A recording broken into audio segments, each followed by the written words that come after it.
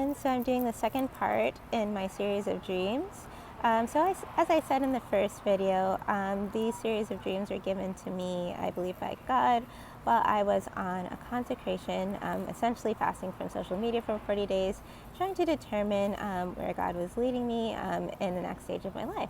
So, in addition to giving me wisdom regarding that, I also got some revelation regarding world events, and so I'm going to share that with you. And so, as I said in the last video, as always with anything you hear, don't believe it at face value.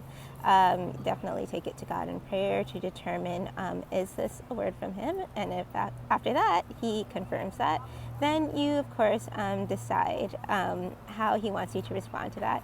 And of course, also read the Bible as well.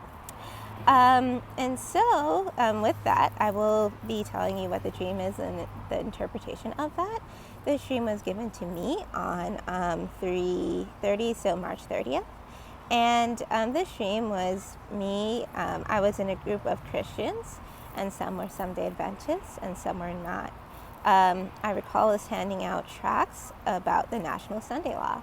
I remember a prophet who is not Seventh-Day Adventist, but I do believe that God is speaking to and using him. He was specifically being in this dream, and somehow we end up being brought into a room with who it looked like was Vladimir Putin and two other men who could have been his guards or henchmen. Everyone else in the group was laying on the floor, and I wasn't sure what I was doing. But this prophet was explaining essentially what we're doing, so handing out the National Sunday Law tracts. The man resembling Vladimir Putin and his two henchmen instruct this prophet to lay on the floor as well. And they essentially walk up to the podium that was in the room, and they reach down and pick up a semi-automatic handgun and start emptying bullets into the group on the floor, which included the prophet. So these semi-automatic handguns were operating essentially as semi-automatic rifles, which was very strange, but that's what happened in the dream. And there were about 16 people there. And essentially when the people, the guards, were done shooting, some people actually survived, which included the prophet. He survived, but a few didn't. And what was interesting about those who did not survive is that when they were laying down, they looked like humans. When their bodies were picked up and dragged out by the shooters, they looked like they were dressed in some sort of fish or animal costumes. I ended up leaving the area, and there was a man waiting in the car in a limo. So I get in, and there's another person who gets in with me, and we were waiting for the others from the shooting to get in so we could leave the area. However, the man indicates that he was afraid that if we did not leave now, we wouldn't be able to leave, and so he ended up driving off with just two of us in the car.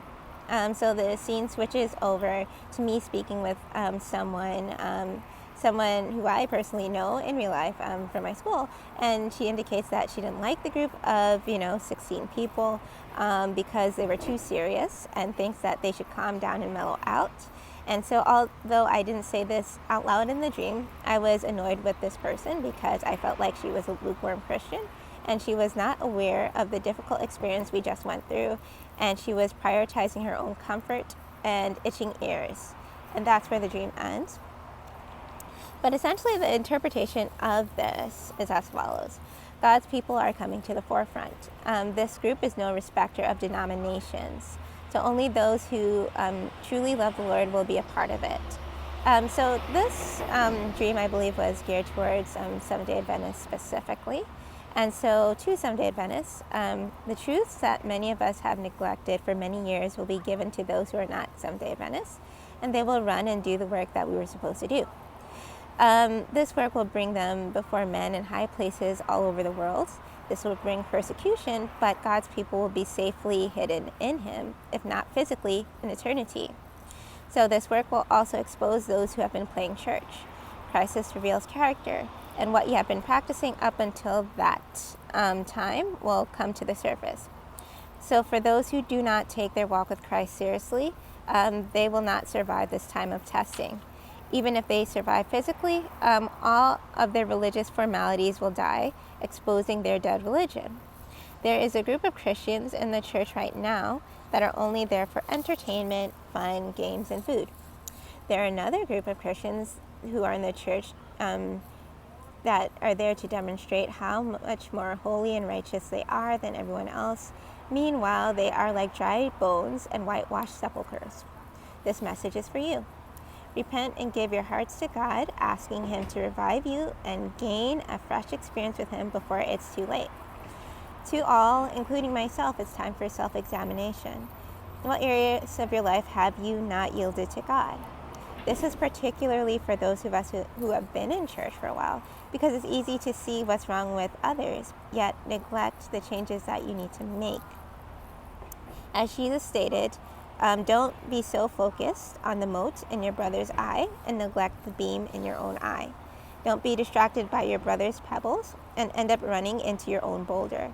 Remember that those who didn't survive the attack in the dream went down looking like everyone else, but after the attack, they were exposed as the chaff that will be separated from the wheat.